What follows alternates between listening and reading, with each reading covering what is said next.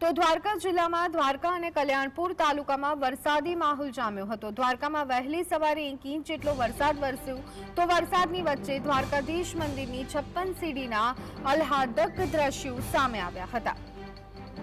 તો દ્વારકામાં વહેલી સવારે 1 ઇંચ જેટલો વરસાદ નોંધાયો હતો। હવામાન વિભાગ તરફથી જે રીતે આગાહી કરવામાં આવી છે ત્યારે દ્વારકા જિલ્લામાં કલ્યાણપુર તાલુકામાં વરસાદ પડ્યો હતો। આવનારા દિવસોમાં પણ દ્વારકા જિલ્લામાં સારો વરસાદ થાય તેવી હવામાન વિભાગે આગાહી કરી છે। દ્વારકામાં વહેલી સવારે 1 ઇંચ જેટલો વરસાદ નોંધાયો હતો। દ્વારકા જિલ્લામાં અને કલ્યાણપુર તાલુકામાં વરસાદ નોંધાયો હતો। દ્વારકાધીશ મંદિરની 56 જેટલી સીડીઓ આવેલી છે ત્યારે તે સીડીના આહ્લાદક દ્રશ્યો સામે આવ્યા હતા।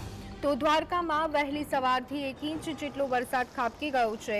તો વરસાદની વચ્ચે દ્વારકાધીશ મંદિરની 56 જેટલી સીડીઓના આહ્લાદક દ્રશ્યો સામે આવ્યા છે। અલગ અલગ જગ્યાએ અત્યારે હાલ ધીમે ધીમે પણ ચોમાસું જામી રહ્યું છે, ચોમાસું બેસી રહ્યું છે। પ્રી મોન્સૂન એક્ટિવિટી ઘણા દિવસથી શરૂ થઈ ગઈ હતી ત્યારે હવે ગુજરાતમાં એમ કહી શકાય કે વિધિવત રીતે ચોમાસાનો પ્રારંભ થઈ રહ્યો છે।